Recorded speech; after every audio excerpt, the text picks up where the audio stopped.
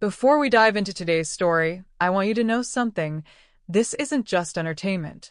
This is about recognizing the wolves in designer clothing, the people who see your kindness as weakness and your generosity as opportunity.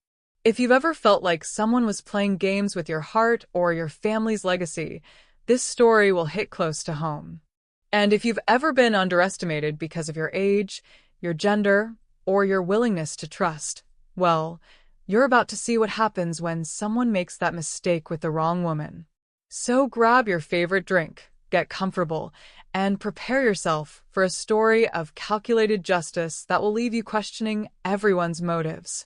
This is Victoria's story, and trust me, you'll never see the ending coming. But first, if you're new here, welcome to Her True Stories, where we celebrate women who refuse to be victims. Hit that subscribe button and ring the notification bell, because these are the stories mainstream media won't tell you. Now, let's begin. My name is Victoria Bartlett, and at 59, I thought I understood grief. I was wrong. Standing beside my son Marcus's casket, watching the rain streak down the funeral home's windows like tears I couldn't shed, I felt something darker than sorrow settling into my bones. The black Chanel dress I wore, the one Marcus had bought me for my birthday 3 years ago, felt like armor now. My long gray hair was pulled back in an elegant chignon, my grandmother's pearl necklace catching the dim light as mourners filed past, offering hollow condolences. "He was so young," they whispered. "Such a tragedy." "You must be devastated, Victoria." I nodded gracefully, accepting their sympathy with the poise that had served me well through 35 years of marriage to Marcus's father, through widowhood, through building our family's construction empire into a multi-million-dollar enterprise. But my attention wasn't on their words. It was on her. It had been a week since the accident, a week of funeral arrangements, legal consultations, and managing the devastating reality of losing my only child. The service itself was exactly what Marcus would have wanted: elegant, meaningful, focused on his contributions to the community rather than empty platitudes. Chloe, My daughter-in-law of barely 2 years. She stood across the room, dabbing at dry eyes with a tissue, her blonde hair perfectly styled despite the supposed devastation. 28 years old, beautiful in that artificial way money could buy, and already sizing up the room like a predator evaluating its territory.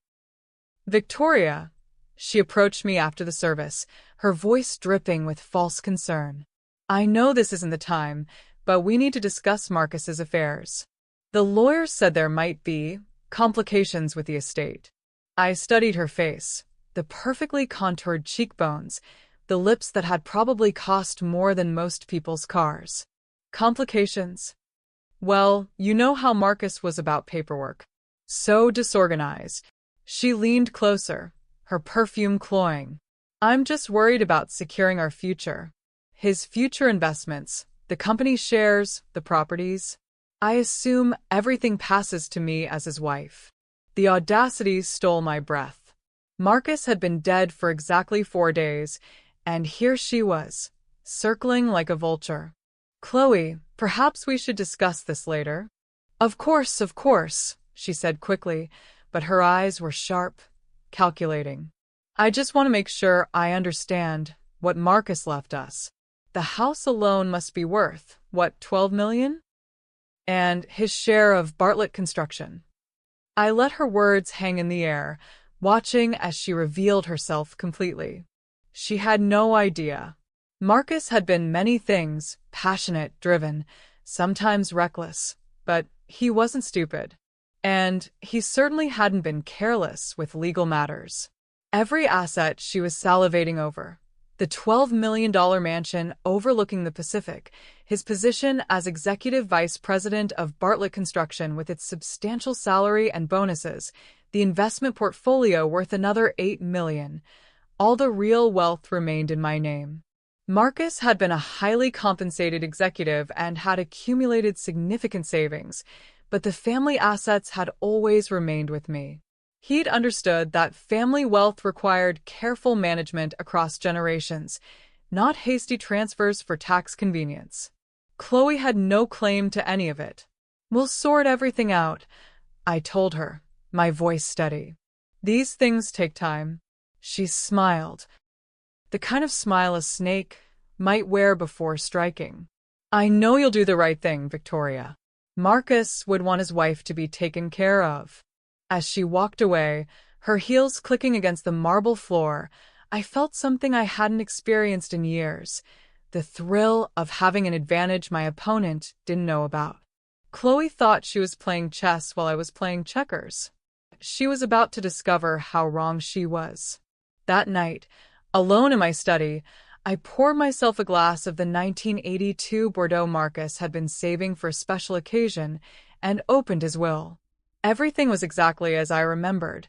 A few personal items to Chloe, a modest life insurance policy, and a letter expressing his love for her. But the real wealth, the family legacy, remained mine to control. I sipped my wine and began to plan. If you've ever been told you're too old to start over, let me tell you, that's a lie. Your story isn't over, and you still have chapters left to write. Our best-selling book, Reclaiming Your Peace After Pain, is filled with simple, powerful steps to help you heal, rebuild, and fall in love with life again. Click the link in the description box and start your new beginning today. And if this story resonates with you, hit that like button and subscribe for more true stories of women who refuse to be underestimated. 3 days after the funeral, Chloe showed up at my door unannounced. The timing was calculated. I'd expected this visit since overhearing her phone calls during the wake, when she'd spoken to someone about securing her position and understanding her rights. I watched her through the security cameras as she stood on my front steps, shifting her weight from one designer heel to the other. She'd traded her funeral black for a cream-colored dress that probably cost more than most people's monthly salary. Inappropriate for mourning, perfect for what she really was, a gold digger who thought she'd struck the mother lode. "Victoria," she said when I opened the door, her voice honey-sweet but strained. "I hope you don't mind me dropping by. I've been going crazy in that little apartment, thinking about Marcus." The little apartment. She meant the downtown loft Marcus had rented for them, a charming space worth maybe $500,000, though I suspected Chloe saw it as barely better than a prison cell now that she thought bigger prizes awaited. "Of course, dear. Come in." I led her through the foyer, past the Monet that had hung there since Marcus was a boy, into the sitting room with its floor-to-ceiling windows overlooking the ocean. Everything around us screamed wealth. The custom Italian furniture, the Persian rugs, the crystal decanters filled with liquor worth more than most cars. I could see her eyes cataloging every piece. "It's so quiet here," she said, settling into Marcus's favorite chair without invitation. "This house is enormous. You must get lonely." "I have my routines," I replied, taking my usual seat across from her. "Yeah. Actually, I was hoping we could discuss Marcus's estate. I met with a lawyer yesterday, and he said there might be some confusion about the inheritance." Here it was. The real reason for her visit. What kind of confusion? She leaned forward, her expression shifting to something she probably thought looked concerned. "Well, he couldn't find records of Marcus owning this house, or his shares in the company. The lawyer said it's all still in your name?" I sipped my tea, letting the silence stretch. "Yes, that's correct. But that can't be right. Marcus was your partner in the business. This was his childhood home. Surely, he owned half of everything." "Marcus was my son, Chloe. But he was also the executive vice president of Bartlett Construction, not the owner. His compensation was excellent, but the company itself has remained in my control since I founded it 40 years ago. As for the house," I gestured around us, "this has been in the Bartlett family for 3 generations. Marcus lived here as my son, not as a property owner." The color drained from her perfectly made-up face. "But the lawyer said, I mean, as his wife, Don't I have any claim? To what exactly? The estate, the money, the life we built together. Her voice cracked, and for a moment, I almost believe her distress was genuine. Chloe, Marcus left you everything that was his to leave. There's the life insurance policy, $50,000. His personal savings account. His car. The furniture in your apartment. 50,000? She stared at me as if I'd slapped her. That's it. That's quite generous for a 2-year marriage. The mask slipped completely then.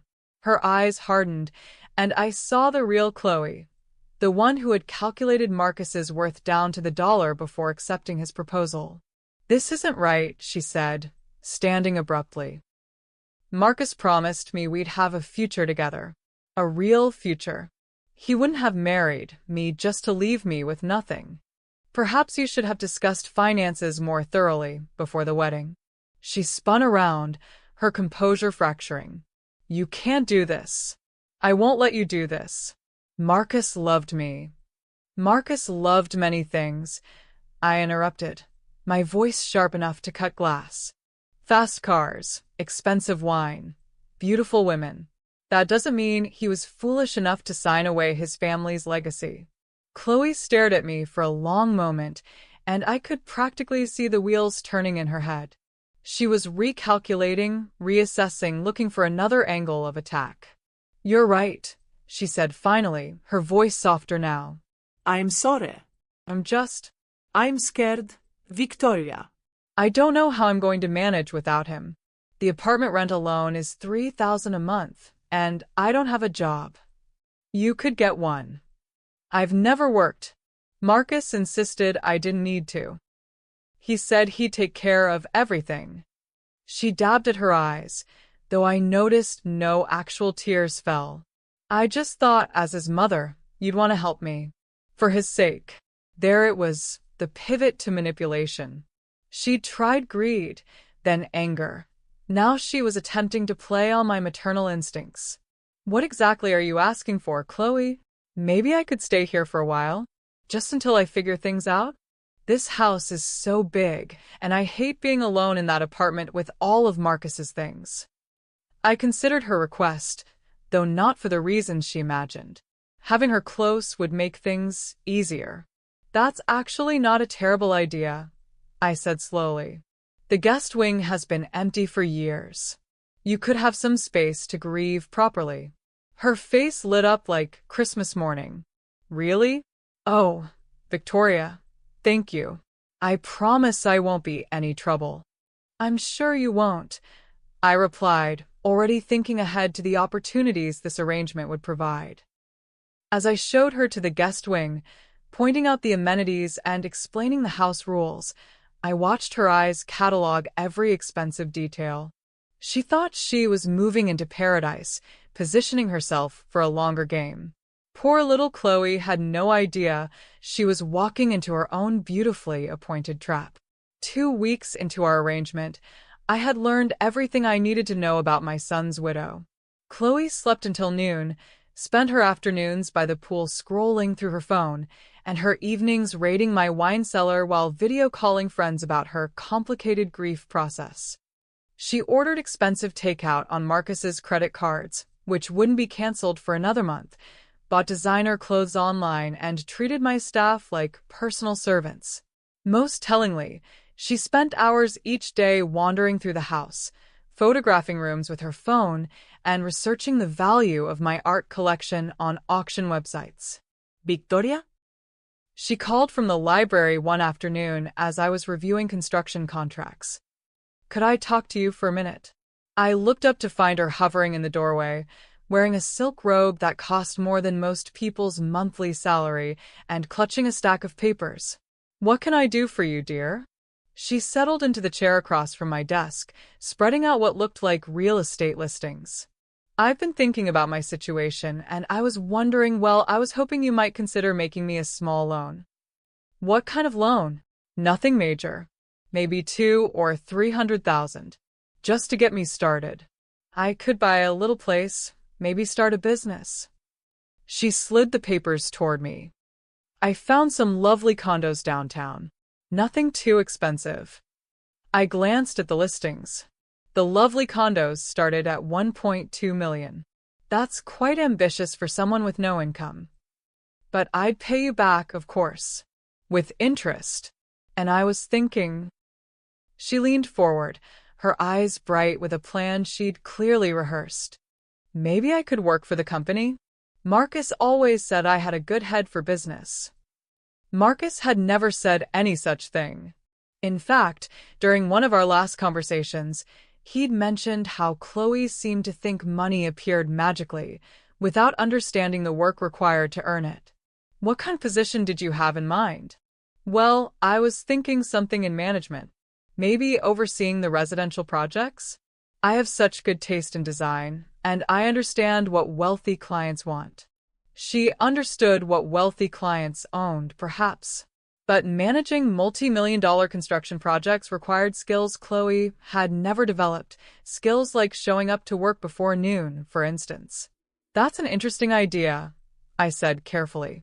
But those positions require extensive experience. I'm a quick learner. And honestly, Victoria, I think Marcus would want you to give me a chance. He believed in me. There it was again, invoking my dead son to manipulate me. The strategy might have worked on someone who hadn't spent the last 2 weeks watching Chloe treat Marcus's death like a business opportunity. Tell me, Chloe, what exactly did Marcus believe about you? She blinked, apparently not expecting the question. What do you mean? You said he believed in you. What did he think you were capable of? He thought I was smart and beautiful. He said I could do anything I set my mind to. Generic praise. The kind of things people said to pretty young wives to keep them happy. Nothing specific about her talents or abilities or dreams. And what have you set your mind to? Another pause. I want to honor his memory. Build something meaningful with the life he gave me. By borrowing money to buy luxury condos and giving yourself a management position you're not qualified for? Her cheeks flushed. I'm trying to be independent. I thought you'd respect that. I respect independence earned through effort, not inherited through marriage. The temperature in the room seemed to drop 10 degrees. Chloe gathered up her real estate listings, her movements sharp with suppressed anger. I see, she said coldly. So you're not going to help me. I didn't say that. She paused, halfway to standing. What? I set down my pen and really looked at her. This beautiful, entitled young woman who thought she could waltz into my family's legacy and claim it as her own. I think you need to understand what real work looks like before you can honor Marcus's memory. What did he do every morning at 5 a.m.? He went running? He went to job sites. Talked to foremen, reviewed progress, solved problems. He understood every aspect of our business because he started at the bottom and worked his way up. If you want to follow in his footsteps, you should do the same. You want me to work construction? She looked horrified. I want you to understand what built this family's wealth. Manual labor, long hours, difficult decisions. Marcus spent 2 summers working alongside our crews when he was in college. He knew what it meant to earn a day's pay. Chloe stared at me as if I'd suggested she join a convent. Of course, if that doesn't appeal to you, you're welcome to continue as you are. Living here as my guest, taking time to process your grief. For how long? As long as it takes. She didn't ask as long as it takes for what, because we both knew the answer. As long as it takes for me to decide what to do with you. That evening, I watched from my bedroom window as Chloe paced the gardens, her phone pressed to her ear. Even from 4 stories up, I could see her agitation in the sharp gestures she made as she talked. She was calling someone for advice, trying to figure out her next move. Good. Let her strategize. Let her plot and plan and calculate.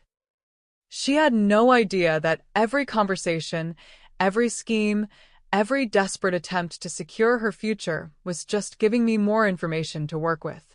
The guest wing had been equipped with a comprehensive security system when Marcus was a teenager, not because I was spying on him, but because the wing had been broken into twice during those years. The system had been updated regularly for insurance purposes, and monitoring it was simply part of my standard security protocols for the property. I poured myself a glass of wine and settled in to listen to exactly what Chloe thought of her loving mother-in-law. "She's playing games with me, Derek. I can feel it." Chloe's voice came through the audio system crystal clear as she spoke to whoever Derek was, a friend, a confidant, possibly a lawyer she was consulting on the side. I sat in my private study, the one room Chloe had never seen, sipping herbal tea while listening to my daughter-in-law reveal her true nature. "No, I don't think she suspects anything. She's just a lonely old woman who thinks she can control me with money." "What do you mean, how old?" "She's 59, but she acts like she's from the Victorian era with all her rules and expectations." 59. A lonely old woman. I smiled into my teacup. "The thing is, Derek, I know there's more money than she's letting on. The art collection alone is worth millions. And she owns this massive construction company. I looked it up. They built half the luxury developments in the city." "No, I can't just ask directly. I have to be smart about this." Smart. That was rich. "Listen, I've been thinking. What if I made myself indispensable? Like, what if she gets attached to having me around? Old people get lonely, right? Maybe I can work that angle while I figure out the legal options." The legal options. She'd clearly been consulting with attorneys, learning just enough to be dangerous. "The problem is she wants me to get a job. Can you believe that? Me, working some entry-level construction job like a common labor." I know, but Derek, I didn't marry Marcus to end up poor. The plan was supposed to be simple. Marry rich, live rich, inherit rich. Now his mother is trying to turn me into some kind of working-class hero. The plan. So she'd admitted it. Her marriage to Marcus had been calculated from the beginning. Maybe I could fake it for a while. Pretend I'm interested in learning the business while I gather information about her assets. Yes, exactly. Get close to her, earn her trust, then figure out how to get what should be mine. What should be hers. After a 2-year marriage to a man she'd married for his money. Derek, I'm not giving up. This woman has $12 million in real estate and God knows how much more in investments and business assets. I'm not walking away from that because she wants to play hard to get. The conversation continued for another 20 minutes, with Derek apparently encouraging increasingly desperate schemes. Chloe discussed everything from contesting Marcus's will to finding ways to make me emotionally dependent on her presence. When she finally hung up and I heard her footsteps in the guest wing, I sat back in my chair and contemplated my options. The smart thing would be to simply evict her. Change the locks, hire security, let her struggle with her $50,000 inheritance and minimum wage job prospects. But where was the satisfaction in that? Chloe had married my son for money, treated his death as a business setback, and was now plotting to manipulate a lonely old woman out of her life's work. She deserved something more creative than simple poverty. The next morning, I knocked on her door at 7 a.m. She opened it wearing silk pajamas, her hair mussed from sleep. "Is everything okay? I've been thinking about our conversation yesterday, about you learning the business." Her eyes sharpened immediately. "And I'd like to offer you a position. Nothing glamorous at first. You'll need to work your way up like Marcus did. But it would give you income and purpose." "What kind of position?" "Administrative assistant in our main office. You'd handle scheduling, basic paperwork, client communications. $25 an hour to start." I could see her mental calculations. $25 an hour, 40 hours a week, maybe 50 weeks a year. 50,000 annually. Exactly what Marcus had left her in life insurance. "That's generous," she said carefully. "It's what we pay entry-level administrative staff. No special treatment, Because you're family. Of course not. I wouldn't want special treatment. Liar. Good. You'll start Monday. Office hours are 7 a.m. to 6 p.m. Dress code is business professional. Think conservative, not fashionable. 7 a.m.? She looked like I'd suggested she start at midnight. Construction is an early business, Chloe. Our crews start at dawn. Our subcontractors expect calls before 8. Our clients appreciate responsiveness. If you want to understand how Marcus built his career, you need to understand the rhythm of the industry. Right. Of course. 7 a.m. I'll have my driver pick you up at 6:30 Monday morning. We'll ride together so I can introduce you to the staff. That afternoon, I called my office manager, Patricia, who had been with the company for 15 years. Mrs. Bartlett? Is everything all right? Patricia, I need you to prepare a workstation for a new administrative assistant. She'll be starting Monday. Certainly. What's her background? Limited. She'll need close supervision and extensive training. I want you to give her every possible opportunity to succeed, but document everything. Every task assigned, every deadline missed, every interaction with clients. Is this someone you're concerned about? Patricia had excellent instincts.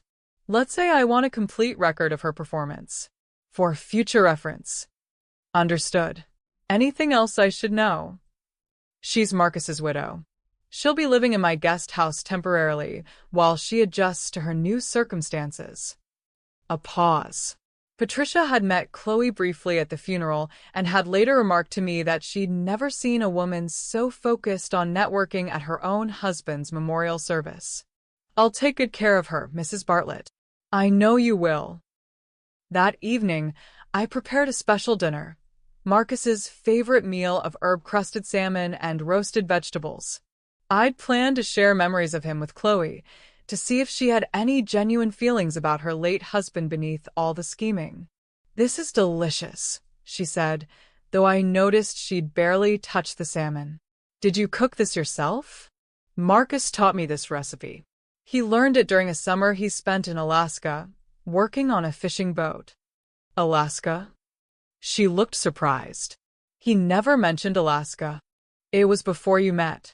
He wanted to understand different kinds of work, different kinds of people. He spent that whole summer learning from fishermen and dock workers. Huh. She pushed food around her plate. He told me he'd always worked in construction. Marcus believed that every kind of work had dignity. He never thought he was too good for any honest job. Something in my tone must have warned her, because she looked up sharply. Are you saying I think I'm too good to work? Are you? Of course not. I'm looking forward to starting Monday. It'll be good to have purpose again. Purpose. As if her purpose hadn't been calculating how to separate me from my assets. I'm glad to hear that, because the work won't be easy. Patricia runs a tight ship, and our clients expect excellence. I won't disappoint you. We finished dinner in relative silence, and afterward, Chloe excused herself to prepare for the week ahead. I watched her walk toward the guest wing, her posture perfect, her movements graceful. She really was beautiful. I could understand why Marcus had been attracted to her, at least initially. But beauty without character was like a lovely building with no foundation, impressive from a distance, dangerous up close. Monday would be educational for both of us. Chloe lasted exactly 4 hours on her first day of work. I watched through the glass walls of my corner office as she struggled with basic computer programs, stumbled through filing systems, and managed to disconnect 2 important client calls before lunch. Patricia, bless her patient heart, maintained professional composure while demonstrating the same simple tasks multiple times. Mrs. Bartlett? Patricia appeared in my doorway at noon. Chloe asked if she could take an extended lunch break. She said she felt overwhelmed and needed time to decompress. How extended? She mentioned maybe doing some shopping to clear her head. I told her lunch was normally 30 minutes, but she seemed quite distressed. I glanced through the glass wall to see Chloe at her desk, staring at her computer screen with the expression of someone who discovered hieroglyphics. Let her go. But make sure she understands that extended lunch breaks aren't normally accommodated. Of course. At 3 p.m., Chloe returned with several shopping bags and a demeanor that suggested her decompression had involved retail therapy rather than problem-solving. How are things going? I asked, stopping by her workstation. Great. Really great. Patricia has been so helpful. She gestured vaguely at her computer, where I could see she'd managed to open an email program but apparently hadn't figured out how to respond to any messages. I see you've been working on correspondence. Yes. Well, I'm being very careful to craft thoughtful responses. I don't want to rush and make mistakes. Thoughtful responses. She'd been staring at the same email for 2 hours. Perhaps Patricia could review your drafts before you send them? Just until you get comfortable with our communication style. That's a wonderful idea. I want to represent the company properly. That evening, during our usual dinner together, I decided to probe a bit deeper into Chloe's relationship with my son. Tell me about your favorite memory with Marcus, I said over our wine. She paused, her fork halfway to her mouth. My favorite memory? Something special you shared. A moment that really captured who he was. Oh, there were so many. She set down her fork, clearly buying time to think. He was such a romantic. Always surprising me with gifts and trips. What kind of trips? Well, there was that weekend in Napa. And the time he took me to New York for shopping. Oh, and that cruise to Mexico for our honeymoon. All expensive vacations, all focused on luxury and entertainment. Nothing about hiking the trails Marcus loved, or visiting the museums where he'd spend hours studying architecture, or the quiet evenings when he'd read poetry aloud because it reminded him of his father. Did he ever tell you about his plan to restore the old Hartley Mansion downtown? The what? It's a historic property that's been abandoned for 20 years. Marcus had this dream of turning it into affordable housing for working families. He'd been saving money and researching historical renovation techniques. Chloe looked completely blank. He never mentioned that. He was passionate about it. Said it would be a way to honor his father's memory while creating something meaningful for the community. That's nice, she said uncertainly. I studied her face, searching for any flicker of recognition or genuine emotion. Nothing. He left detailed plans in his study. Sketches, financial projections, even preliminary contractor bids. I thought you might want to see them. Oh, yes. Of course. That would be lovely. But I could see in her eyes that she was only agreeing to be polite. The idea of Marcus having dreams beyond providing her with luxury held no interest for her. After dinner, I led her to Marcus's study, a room I'd left exactly as he'd kept it, with blueprints pinned to walls and architectural books stacked on every surface. This is where he spent most of his free time, I said, watching her face as she took in the controlled chaos of his creative space. Chloe walked slowly around the room, her expression carefully neutral. She paused at his desk, where a half-finished sketch of the Hartley Mansion renovation still lay open. He was very thorough, she said finally. He inherited that from his father. James could spend months perfecting a single design element. Right. James. She touched the edge of the sketch with one finger, but her attention was already drifting toward the window. Did Marcus ever bring you here? Show you what he was working on? Sometimes. But you know how it is, husbands and their hobbies. I tried to be supportive, but I didn't want to interfere with his creative process. His creative process. She made it sound like a weekend pottery class instead of the passionate calling that had driven every major decision in his adult life. Chloe, can I ask you something personal? Of course. What made you fall in love with Marcus? The question seemed to catch her off guard. She turned from the window, her perfect composure faltering for just a moment. What do you mean? I mean, what was it about him specifically? What drew you to him over any other man you might have met? He was handsome, successful. He made me laugh. Generic attributes. The kind of things anyone might list about an attractive, wealthy man. What made him laugh? I'm sorry. You said he made you laugh. I'm curious what you found funny about each other. Another pause. He had a great sense of humor. Very witty. Can you think of a specific example? She stared at me, and I saw the moment she realized she was failing some kind of test she hadn't known she was taking. Victoria, I'm not sure what you're getting at. I'm not getting at anything. I'm simply trying to understand the relationship between my son and his wife. Is that unreasonable? No, of course not. It's just, grief makes everything feel complicated. Sometimes I can't separate my memories from my pain. A clever deflection. She was turning her inability to recall genuine intimacy with Marcus into a symptom of mourning.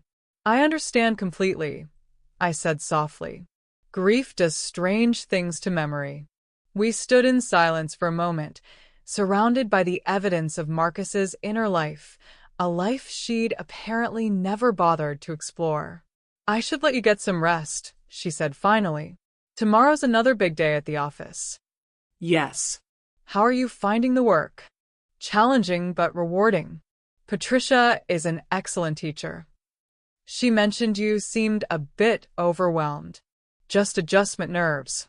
I'm sure I'll find my rhythm soon. I'm sure you will. But as I watched her leave Marcus's study without a backward glance at his life's work, I was sure of something else entirely. Chloe had never known my son at all.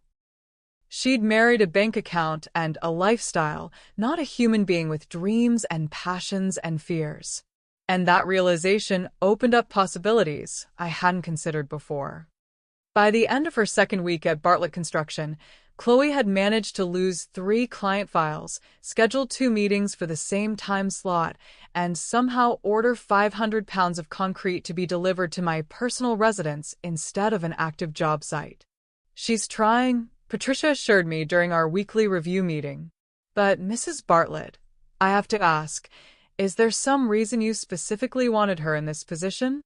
Patricia was diplomatic, but I could hear the frustration beneath her professional courtesy. Having Chloe as an administrative assistant was like using a Rolls-Royce as a lawnmower, technically possible, but wasteful and ultimately destructive. I believe people deserve opportunities to prove themselves, I said carefully. Of course. It's just, well, perhaps she might be better suited to a different type of role? Something that plays more to her strengths. What strengths would those be, in your observation? Patricia considered this diplomatically. She's very decorative, and she seems to have strong opinions about interior design. Maybe something in our staging department for the luxury properties. Let's give her another week in administration. Everyone deserves a fair chance to learn.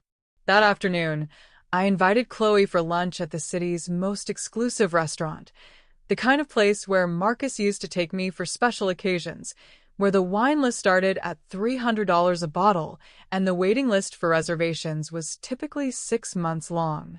This is incredible, Chloe said, settling into the plush banquet seating and immediately photographing her place setting. How did you get reservations here? I've been coming here for 20 years. They keep a table for regular clients. She spent the first 10 minutes of our meal posting photos to social media, documenting every course as if she were a food critic instead of someone struggling to master basic filing systems. Chloe, I wanted to talk about your progress at the office. Her phone disappeared immediately. Oh, yes. I think I'm really getting the hang of things. Patricia mentioned there have been some small challenges. Growing pains, she said quickly. You know how it is when you're learning a completely new industry. But I'm committed to improving. I'm glad to hear that. Because I've been thinking about your future with the company. Her eyes lit up with interest. My future? Well, You can't stay in an entry-level position forever. If you're serious about building a career with us, we should discuss advancement opportunities. I'm very serious. I ordered the wine, a particularly fine Chablis that cost more than most people's weekly salary, and began laying out what appeared to be a mentorship plan. The thing is, Chloe, success in construction requires understanding every aspect of the business. Not just the administrative side, but the actual work, the craftsmanship, the attention to detail that separates excellent companies from adequate ones. Absolutely. I want to learn everything. That's why I think you should spend some time on actual job sites. See how projects come together from the ground up. Her enthusiasm dimmed slightly. Job sites. Construction sites. Where the real work happens. You can't manage what you don't understand. Right. Of course. But wouldn't wouldn't I be in the way? I don't want to disrupt the workers. Not if you're there to learn. I'm thinking you could shadow our site supervisors, observe the workflow, maybe even help with quality control inspections. The wine arrived, and I made a show of tasting it before nodding approval to the sommelier. As he poured, I watched Chloe's face carefully. Quality control? Making sure work meets our standards. It requires a keen eye for detail and the ability to spot problems before they become expensive mistakes. She nodded enthusiastically, though I could see her mind working behind her eyes, probably calculating how to turn this opportunity into something that didn't involve actual physical labor. When would I start? Next Monday. I'll have you shadow Frank Morrison. He's our best site supervisor. Been with the company for 12 years. And this would be instead of the office work? In addition to, you'd spend mornings on job sites, afternoons in the office handling your administrative duties. Her smile faltered slightly. That sounds like a lot. Marcus used to work similar hours when he was learning the business. He said it was the only way to really understand what made the company successful. There was again Marcus as the standard she was supposed to live up to. I could see the frustration flash across her face before she caught herself. Of course. I want to follow his example. The food arrived. Delicate preparations that probably took hours to create and cost more than most people's weekly grocery budget. I watched Chloe photograph each dish before taking careful, Instagram-worthy bites. Tell me, I said after the wine had relaxed her slightly, what do you think Marcus would say about your progress so far? I think he'd be proud that I'm trying to build something meaningful. Even though you're struggling with the basics? The question came out sharper than I'd intended, but the wine was affecting me too. Chloe set down her fork and looked at me directly. Are you trying to tell me something, Victoria? I'm trying to understand whether you're genuinely interested in learning this business, or whether you're just going through the motions. What's that supposed to mean? It means that in 2 weeks, you've shown no real aptitude for the work, no curiosity about the industry, and no particular connection to the legacy Marcus was so passionate about. Her cheeks flushed, whether from wine or anger I couldn't tell. That's not fair. I'm doing my best. Are you? Because your best seems to involve taking extended lunch breaks, losing important documents, and treating the office like a social media backdrop. I've been grieving. Have you? I leaned forward, letting some of my own frustration show. Because from where I sit, it looks like you've been calculating, positioning yourself, playing a role. The restaurant suddenly felt very quiet around us. Chloe stared at me for a long moment, and I could see her deciding how to respond. I loved your son, she said finally. Did you? Or did you love what he could provide? How dare you? How dare I question a woman who married my son for his money, treated his death as a business opportunity, and can't even remember his dreams or passions or the things that made him laugh? The words hung in the air between us like a declaration of war. Chloe's composure cracked completely, revealing something cold and calculating underneath. You don't know anything about our marriage. I know you can't tell me a single specific thing you loved about Marcus as a person. I know you've spent more time researching the value of my art collection than learning about his renovation project. I know you married him after dating for 6 months and have spent the last month trying to figure out how to get your hands on money that was never his to give. That's not. It's exactly true. And we both know it. Chloe reached for her wine glass with a shaking hand and drained it in one gulp. When she set it down, her expression had hardened into something almost unrecognizable. So what happens now? You fire me? Kick me out? Send me back to my little apartment with my $50,000 and tell me to be grateful? I haven't decided yet. Well, let me help you decide. She leaned across the table, her voice dropping to a whisper. I'm not going anywhere, Victoria. I'm Marcus's widow, whether you like it or not. I have rights. And if you think you can just discard me because I'm not the perfect grieving daughter-in-law, you're going to be very disappointed. What rights do you think you have, exactly? The right to contest his will. The right to claim a portion of the marital estate. The right to make your life very complicated if you don't start treating me with the respect I deserve. There it was, the threat I'd been waiting for. The moment when Chloe dropped all pretense and revealed herself as the predator she'd always been. Is that a threat? It's a reality check. You need me to go away quietly? Then give me what I want. A reasonable settlement. Enough to start over properly. We can call it honoring Marcus's memory. I signaled for the check, my movements deliberate and calm. And what exactly would you consider reasonable? 2 million. Cash. And I disappear from your life forever. $2 million. For a 2-year marriage to a man she'd never bothered to know. That's quite a proposal. It's quite a bargain. Legal battles cost more than that, and they're so public. Think about what that kind of attention might do to your business reputation. She was threatening me.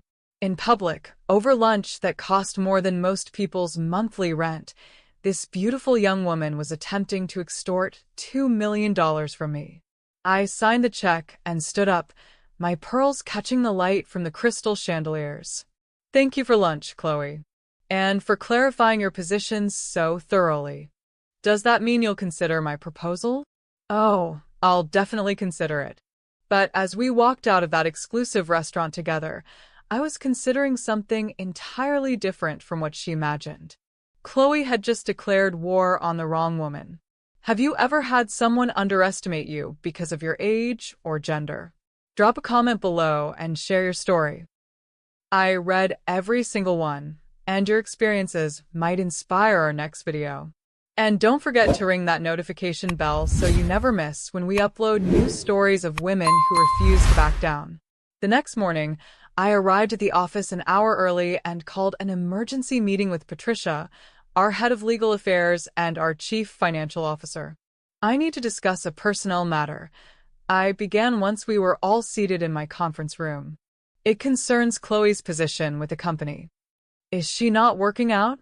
Patricia asked, though her tone suggested she already knew the answer. That's one way to put it. But the issue is more complex than job performance. She's made certain demands regarding her ongoing relationship with the company. I outlined Chloe's threat without revealing the specifics of her extortion attempt.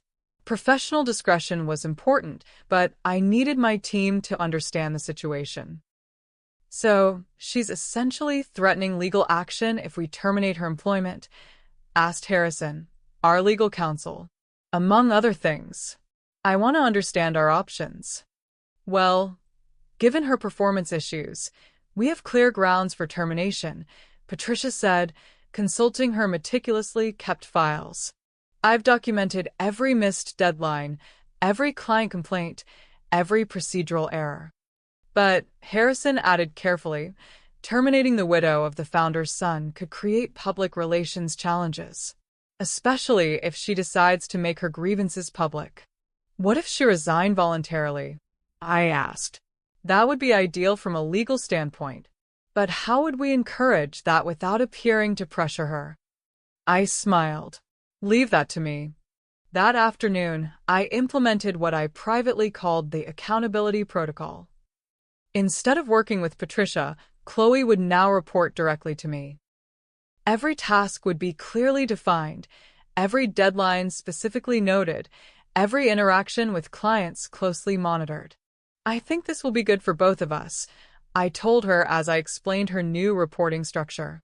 You'll get more personalized guidance, and I'll have a better understanding of how to help you succeed.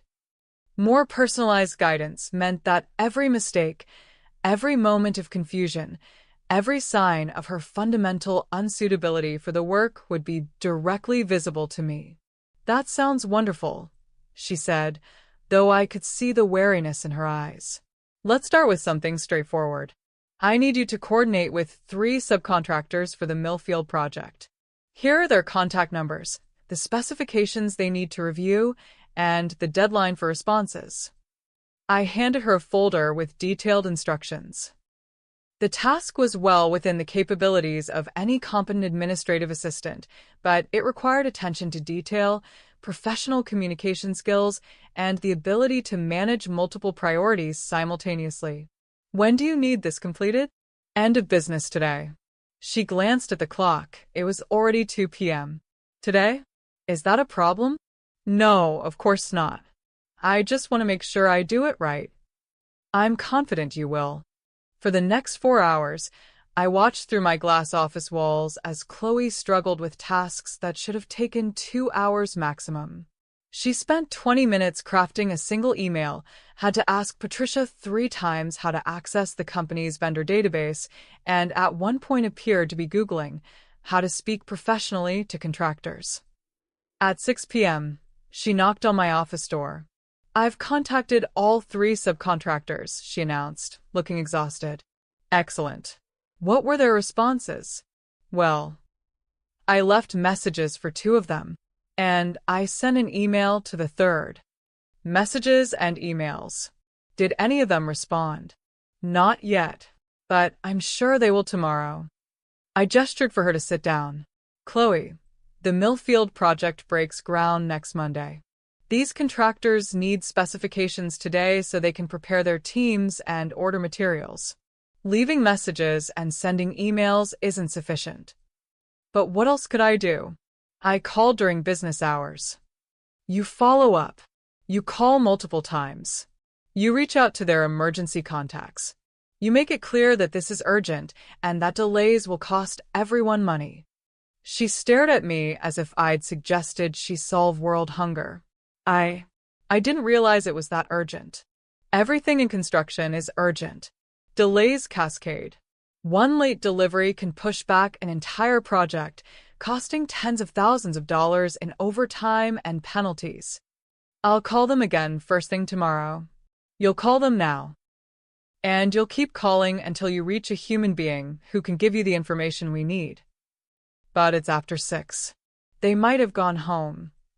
Then you call their emergency numbers. Or their cell phones. Or you drive to their offices, if necessary. The color drained from her face. Drive to their offices? Chloe, this is what the job requires. Real deadlines, real consequences, real responsibility. If you're not prepared to handle that level of commitment, perhaps we should discuss other options. She looked trapped, which was exactly how I wanted her to feel. I'll make the calls, she said quietly. Good. I'll wait with you to make sure you reach everyone. For the next 2 hours, I watched Chloe struggle through increasingly difficult conversations with contractors who were, understandably, annoyed to be called after business hours by someone who clearly didn't understand the technical specifications she was asking about. By 8 p.m., she had managed to reach 2 of the 3 contractors and had completely bungled both conversations, providing incorrect measurements and failing to understand their questions about material grades and delivery schedules. I think we have a problem, I said as she hung up from the second disastrous call. What kind of problem? Both contractors are confused about the specifications. Johnson thinks we need Class A concrete when the plans call for Class B. Morrison is ordering steel reinforcement that's twice the gauge we actually need. but I told them exactly what was in the folder. You read from the folder without understanding what you were reading. There's a difference between transmitting information and communicating effectively.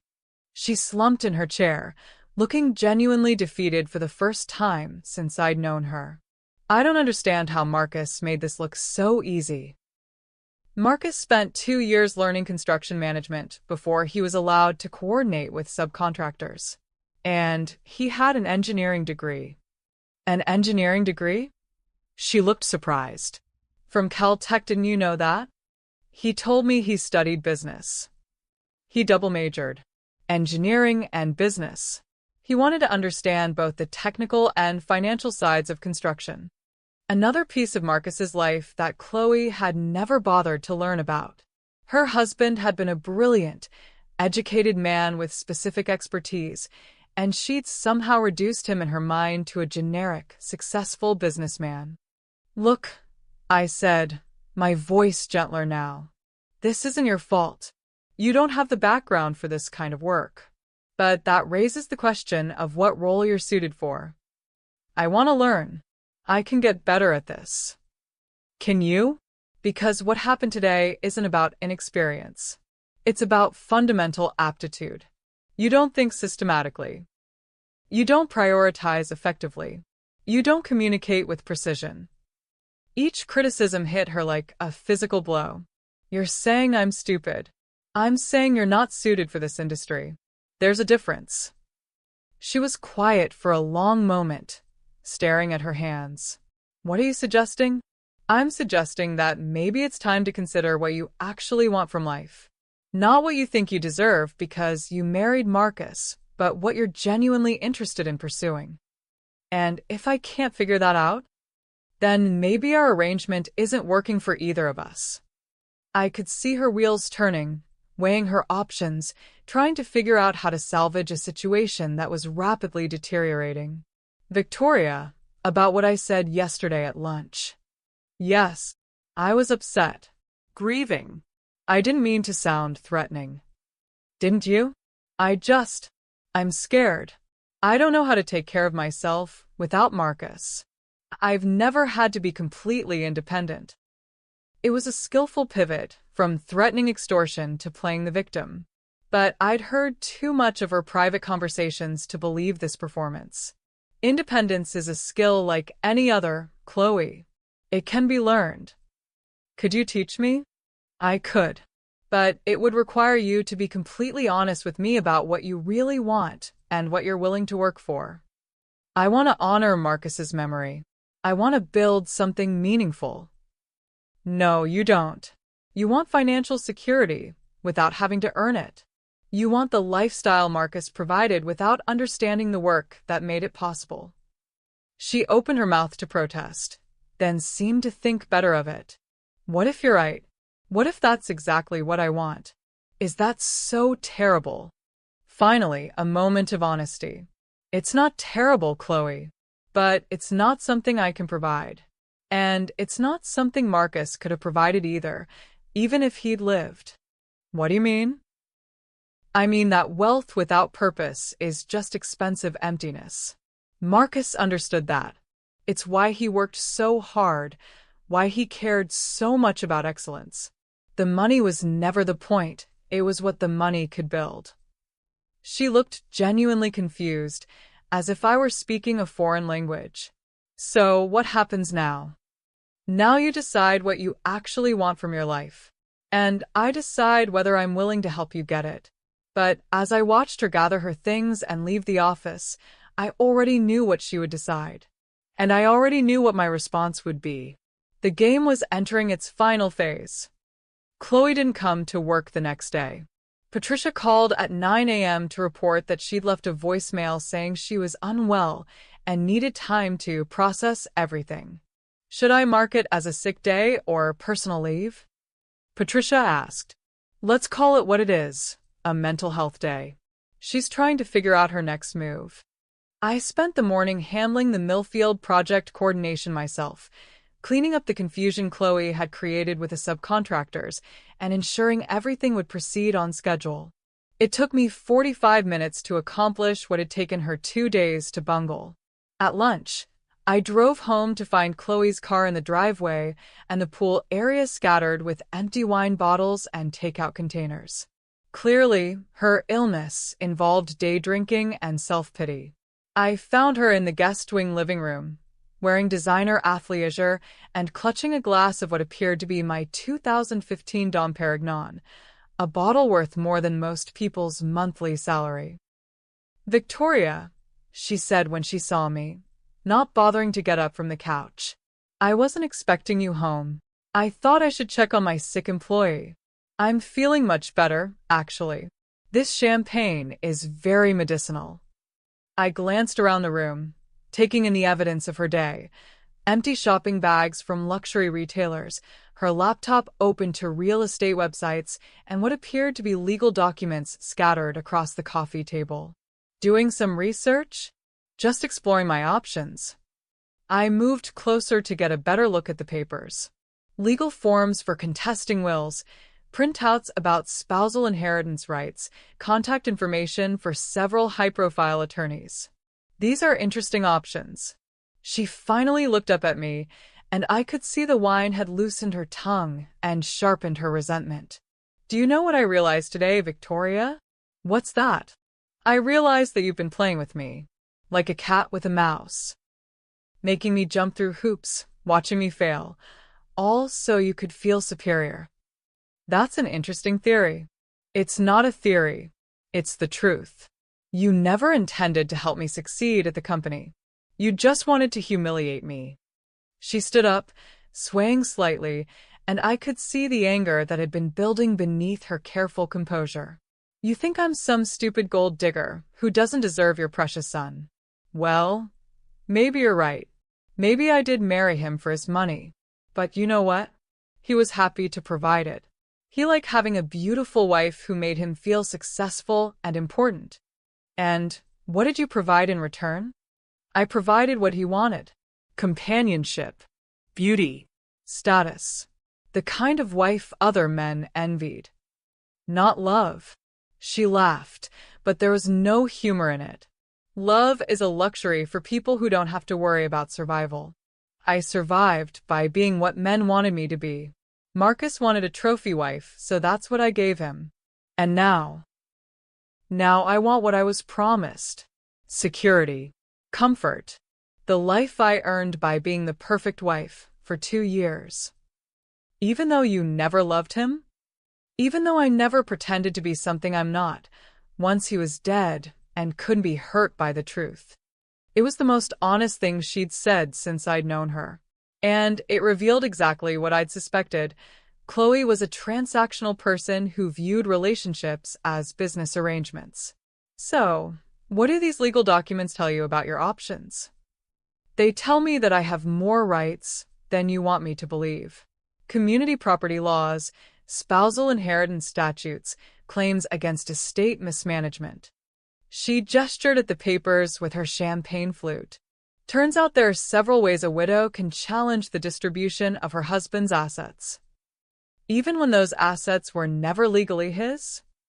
Even when his family tries to hide assets that should have been transferred to him before his death." I felt a chill of recognition. She'd been talking to lawyers who understood exactly how to frame the situation to her advantage. "What kind of challenge are you considering?" "The kind that asks why a successful businessman never transferred family assets into his own name. The kind that suggests maybe there was undue influence or financial elder abuse preventing him from claiming what was rightfully his." Financial elder abuse. She was threatening to claim that I had manipulated my own son to keep assets that belonged to him. That's a very serious accusation. It's a very serious situation. Marcus was 35 years old, running a construction company, married with plans for a family. What kind of mother keeps her adult son's inheritance in her own name? The kind who built the company herself and understood that family wealth requires careful management. Or the kind who is too controlling to let her son become truly independent. The threat was clear now. If I didn't give her what she wanted, She would drag my family through a public legal battle, questioning my relationship with Marcus and painting me as a manipulative matriarch who had prevented my son from claiming his rightful inheritance. And if you filed such a challenge, what would you hope to achieve? A fair settlement. Recognition that I was part of Marcus's life and deserving of security. How much security? I think we discussed that yesterday. $2 million would be reasonable. $2 million to make her go away quietly, or face a lawsuit that would cost more than that in legal fees and could potentially tie up my assets for years. That's quite a sophisticated strategy for someone who couldn't manage basic office tasks. Her smile was sharp and completely without warmth. I may not be good at construction management, Victoria, but I'm very good at understanding leverage. I set my purse down and walked to the window, looking out at the garden Marcus had helped me design when he was in high school. You know, Chloe, you're absolutely right about one thing. What's that? I have been playing with you, but not the way you think. What do you mean? I turned back to face her, and for the first time in weeks, I let my real feelings show. I mean that I've been watching you reveal exactly who you are. Every conversation, every decision, every moment of selfishness and greed, you've been showing me the woman who married my son for his money and now wants to profit from his death. And now I know exactly how to respond. Something in my tone must have warned her, because her defiant expression faltered slightly. What are you going to do? I'm going to give you exactly what you deserve. The $2 million? Oh, Chloe, you still don't understand, do you? I moved closer, and she actually stepped backward. You think this is about money. But it was never about money. It was about justice. Justice for what? For Marcus. For the man you never bothered to know or love or honor. For the son who deserved better than a woman who sees his death as a business opportunity. Her face went pale beneath her carefully applied makeup. Victoria, I think you're misunderstanding. I'm understanding perfectly. You want to threaten me? File your lawsuit. Claim financial elder abuse. Drag my family's name through the courts. I don't want to do that. Yes, you do. It's exactly what you want to do. So do it. What? File your challenge. Make your accusations. Let's see how well your legal strategy works when the court discovers that you never even knew your husband had an engineering degree. She stared at me, clearly not understanding where I was going with this. Let's see how sympathetic a judge is to a widow who can't name a single one of her husband's genuine interests or dreams. Who never visited his office, never met his colleagues, never showed any interest in the work that defined his life. That doesn't prove anything. It proves everything. Because I have something you don't know about, Chloe. What? I have Marcus's journals. The color drained completely from her face. 3 years' worth of entries where he wrote about his marriage, his hopes, his growing concerns about your relationship. Very detailed entries about your spending habits, your lack of interest in his work, your tendency to disappear whenever he wanted to discuss serious topics about your future together. You're bluffing. Am I? Would you like me to read you the entry from your 6-month anniversary, where he wrote about how you seemed more interested in photographing the expensive restaurant than having a conversation? Or the one from last Christmas, where he wondered if you'd ever asked him a question about anything that didn't involve money? She sank back onto the couch, the fight going out of her. He loved me. He tried to love you. But it's very hard to love someone who won't let you know them, and who clearly has no interest in knowing you in return. What do you want from me? I want you to leave. Today. Quietly. With the $50,000 Marcus left you, and whatever dignity you can still salvage. And if I don't, then we'll have that legal battle you're threatening. And I'll make sure every humiliating detail of your marriage, every moment of selfishness, every conversation you've had plotting to get your hands on my money, every lie you've told, becomes part of the public record. You've been recording me? I've been documenting everything, Chloe. Everything. She stared at me in shock, finally understanding that she'd been outmaneuvered from the very beginning. You're a monster. No. I'm a mother who loved her son and refused to let his death be turned into a payday for someone who never deserved him. This isn't over. Yes, it is. And as I watched her gather her legal documents with shaking hands, I knew that it really was over. The trap had closed exactly as I'd planned. Chloe didn't leave that day or the next.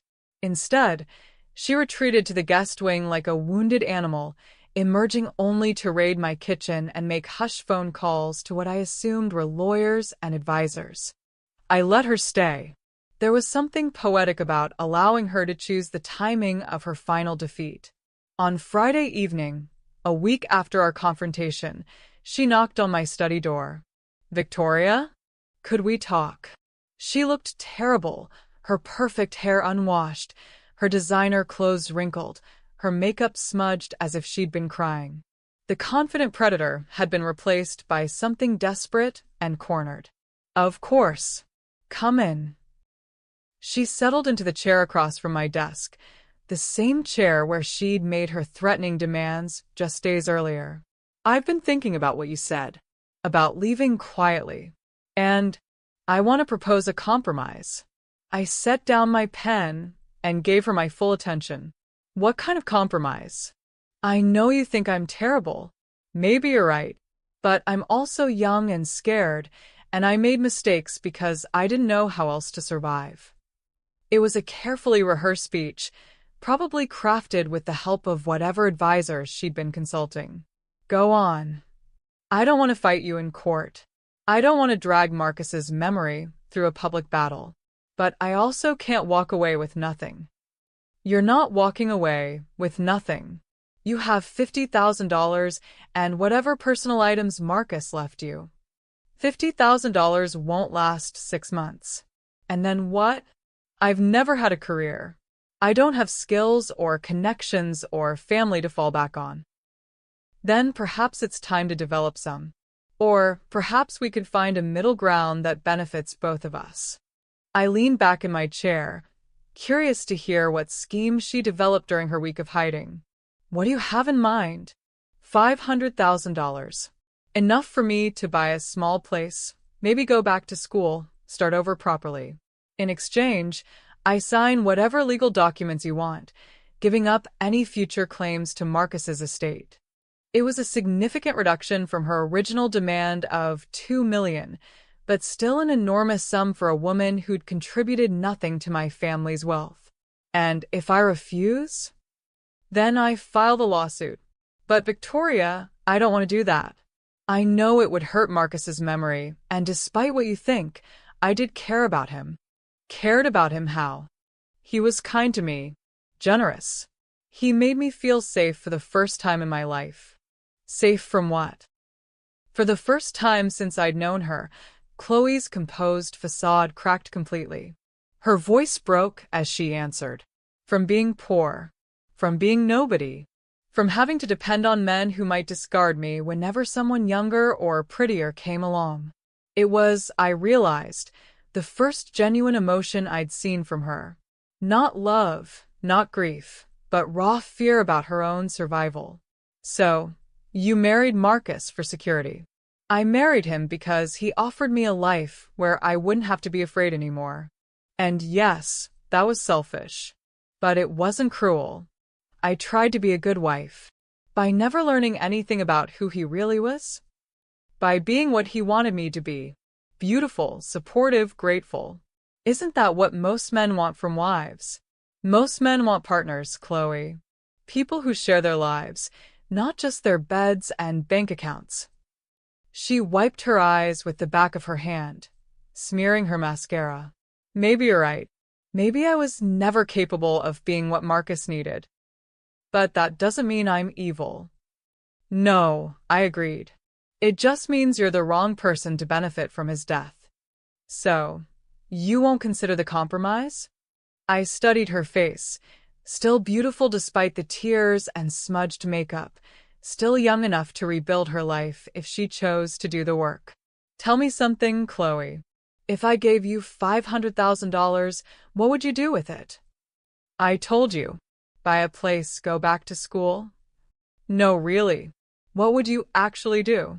She was quiet for a long moment, apparently recognizing that this was a test of some kind.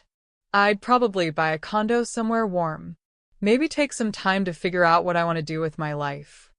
And how long would $500,000 last if you're buying luxury condos and taking time to figure things out?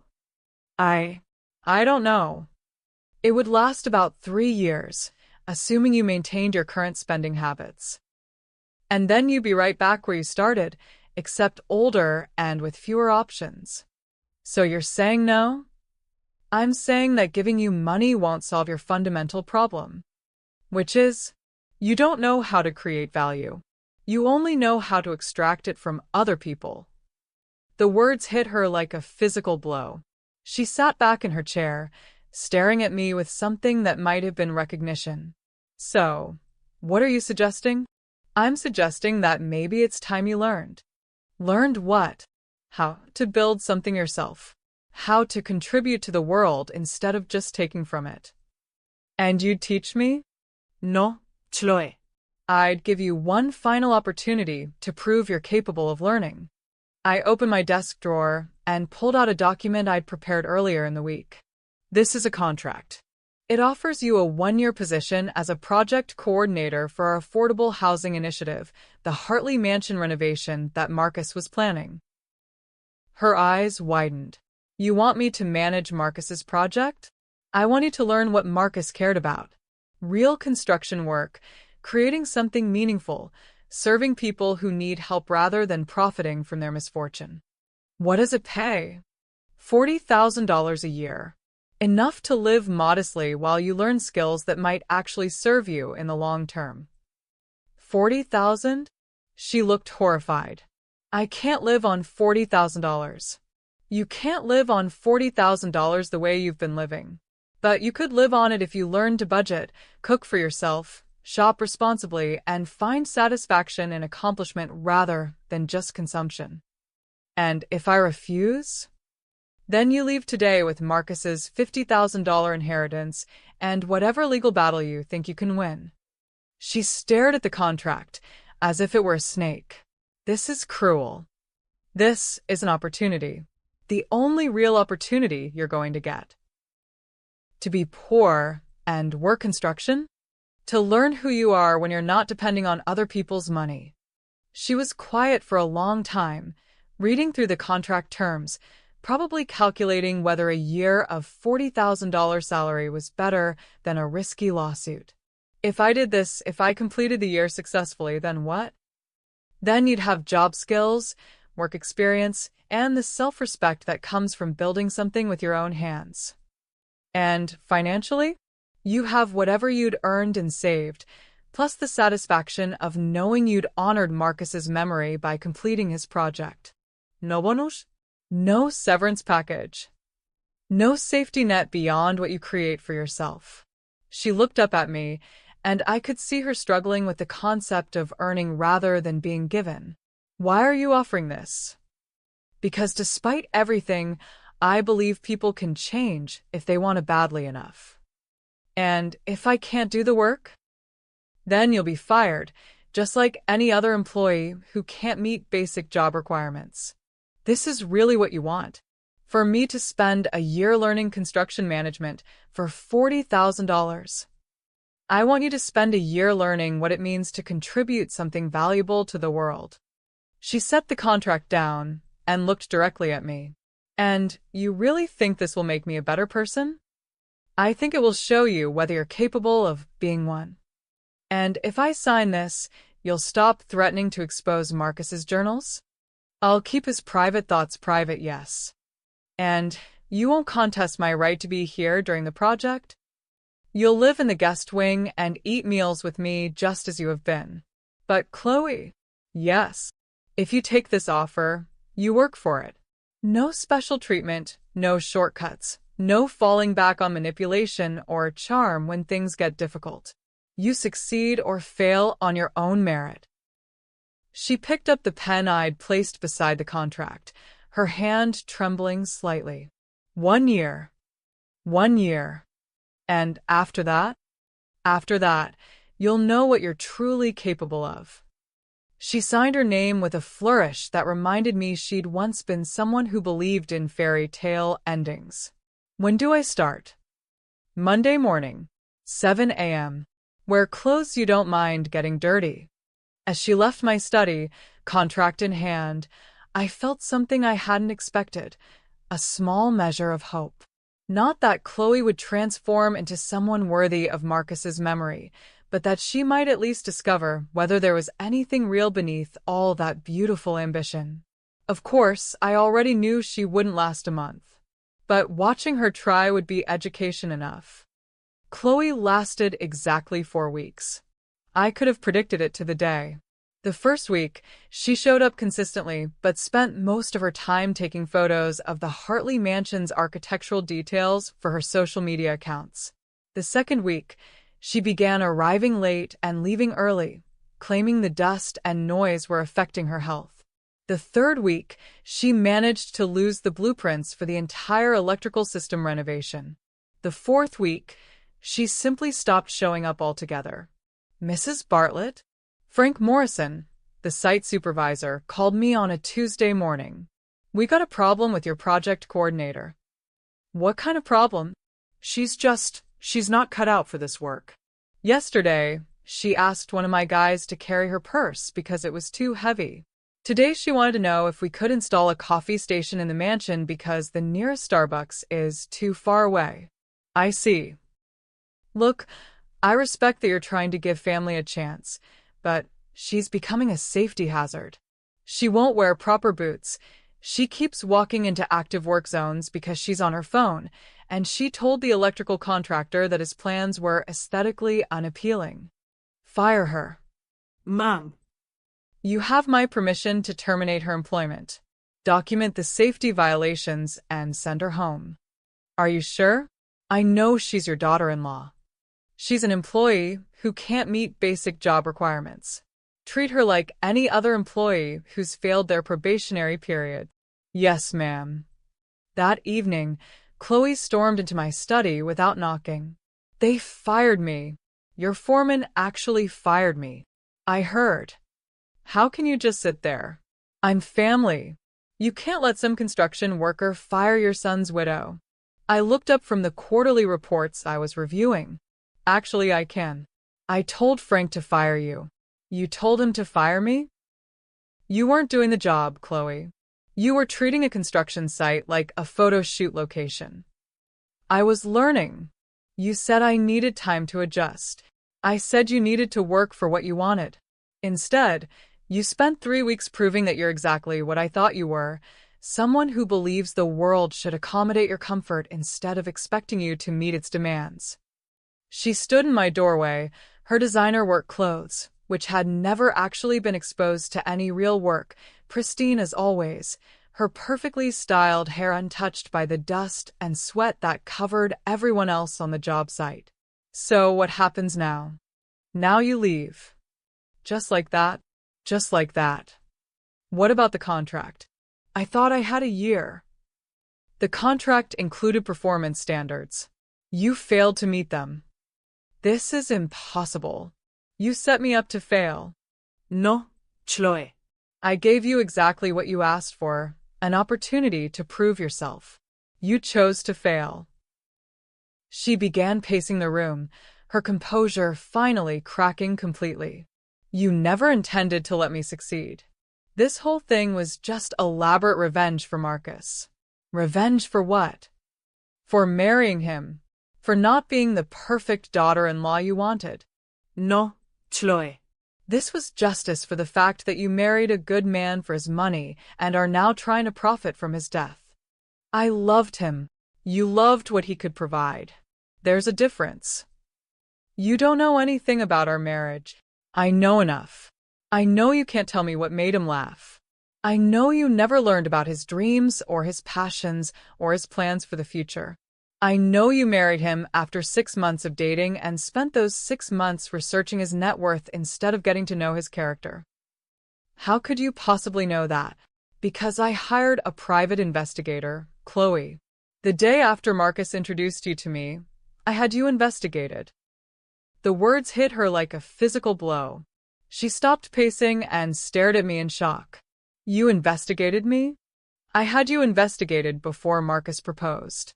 When someone begins dating my son and immediately starts researching family assets online, I pay attention. When that same person has a history of strategic relationships with wealthy men, I take precautions. You knew? This whole time you knew? I've known exactly who you are since before you became part of this family. Then why? Why did you let me stay here?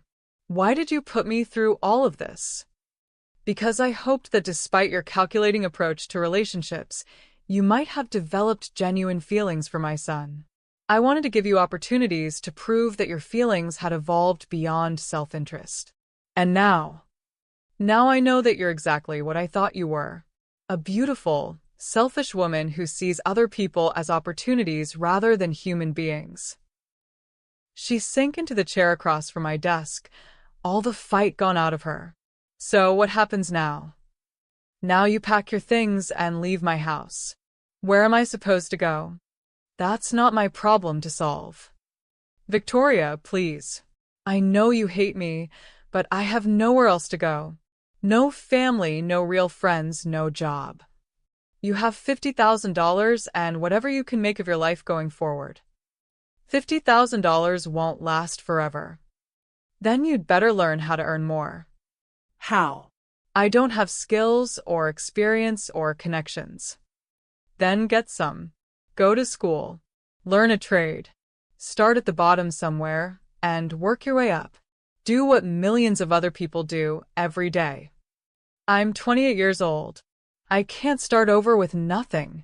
You're 28 years old with a college degree, no dependents, and enough money to support yourself for a year while you figure out what you want to do with your life. Most people would consider that incredibly fortunate. Most people didn't marry Marcus. No, they didn't. And Marcus deserved better than someone who saw him as a retirement plan. She was crying now, mascara running down her cheeks, all her artificial composure finally stripped away. I did care about him. Maybe you did in your way. But caring isn't the same as loving, and loving isn't the same as understanding. What if I tried harder? What if I went back to school, learned about construction, really tried to honor his memory? Then you'd be doing it for the right reasons, but you'd be doing it on your own. You won't help me? I won't enable you. There's a difference. She sat in silence for several minutes, occasionally wiping her eyes with tissues from the box I kept on my desk. You really think I'm a terrible person? I think you're a person who's never been required to develop character because your beauty has always been enough to get what you wanted. And you think it's too late for me to change? I think change requires acknowledging what needs to be changed. And I think you're more interested in finding someone to rescue you than in rescuing yourself. She nodded slowly, as if accepting a difficult truth. When do I have to leave? Tomorrow. Tomorrow? You've had 3 weeks to prepare for this possibility. I think that's sufficient notice. Can I take some of Marcus's things? Personal items that remind me of him. What would you want? Maybe some photos? The watch I gave him for our anniversary. The photos are copies of pictures that were already in this house. The watch you gave him cost $12,000 and was charged to his credit card. Her cheeks flushed red. I was trying to get him something nice. You were spending his money to buy him a gift that made you look generous. Fine. Can I take the copy of the photos? You can take whatever Marcus specifically left to you in his will. Personal clothing, a few books, his college ring. That's all. That's all that was actually his to give. She stood up slowly, moving like someone much older than 28. I suppose you think you've won. This was never about winning, Chloe. Then what was it about? It was about justice. For Marcus, for the family legacy he cared about, and for the principle that actions have consequences. And my consequences are poverty and loneliness? Your consequences are the opportunity to discover who you are when you can't depend on other people to solve your problems. That's a cruel gift. It's the only gift that might actually help you. She walked toward the door, then turned back. Victoria? Yes, I really did try to love him. I believe you tried to love what he could give you. Maybe that's the same thing. No, Chloe. That's the problem. The next morning, I watched from my bedroom window as Chloe loaded her belongings into her car.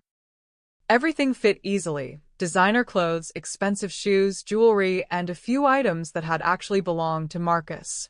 She didn't look back at the house as she drove away.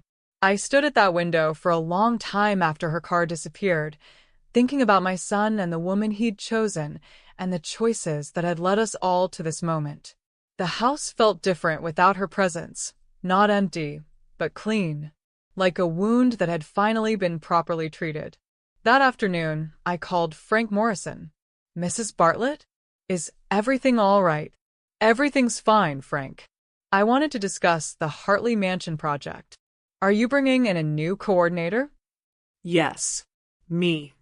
Ma'am, I'm going to oversee the project personally. It was my son's dream, and I think it's time I saw it through myself. That's wonderful news. When would you like to start? Monday morning, 7 a.m.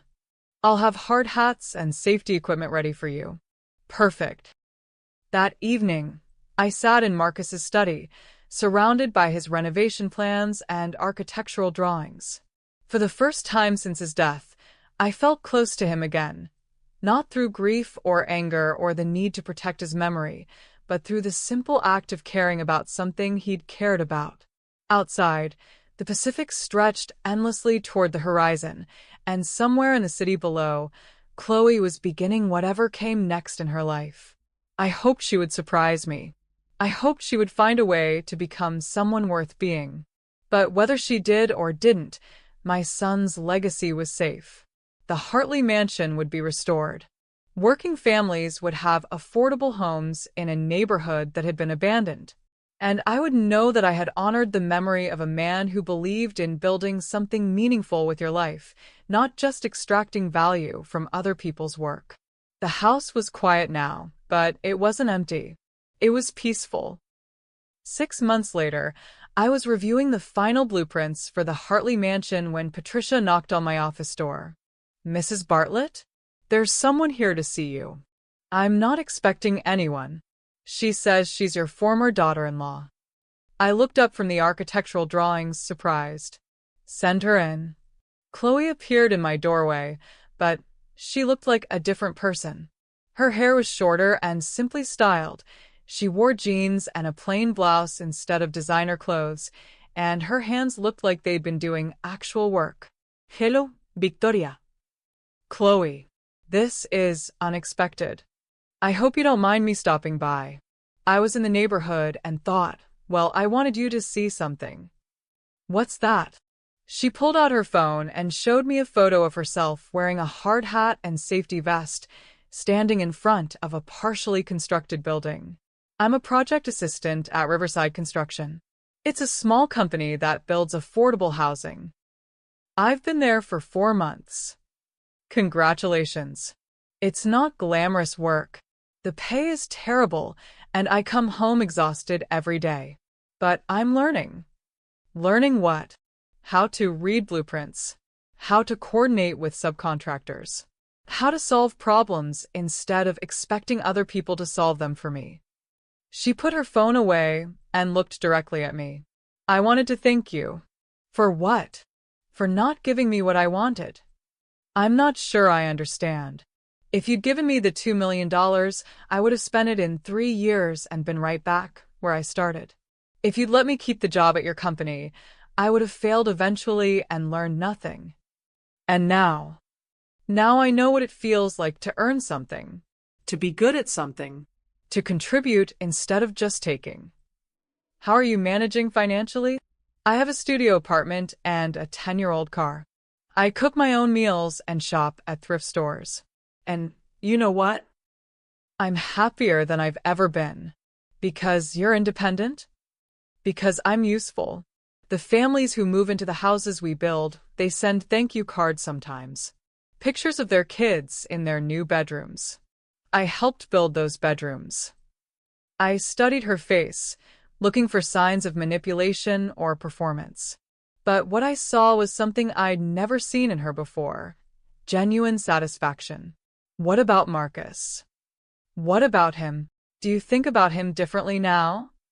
She was quiet for a moment, considering the question. I think I understand now what I never gave him. Not just love, but partnership. Someone who cared about his dreams because they were his dreams, not because of what they might mean for me. Do you regret the marriage? I regret that I wasn't capable of being the wife he deserved. But I don't regret that knowing him, even imperfectly, eventually taught me how to be someone worth being. That's a mature perspective. I'm learning maturity too. Turns out it's easier to develop when you're not constantly looking for someone else to solve your problems. We talked for another 20 minutes about her work, her plans, her slowly developing sense of purpose. When she finally stood to leave, she paused at my office door. Victoria? Yes. The Hartley Mansion project? I saw the article about it in the paper. About how it's going to provide affordable housing for 30 families. It should be completed next month.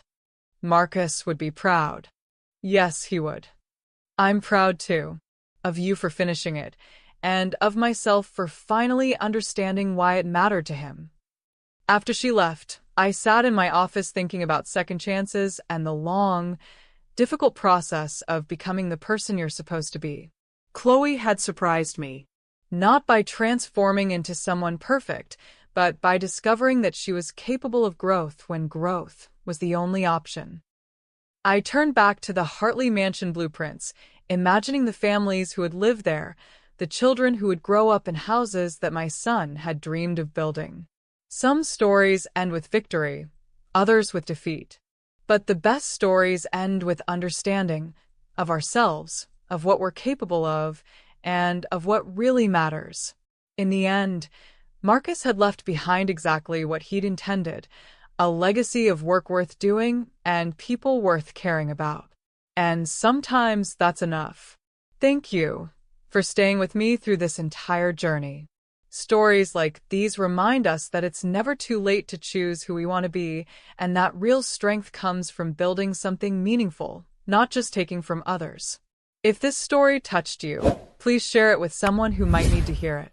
And remember, your best chapters might still be ahead of you. Until next time, keep writing your own true story.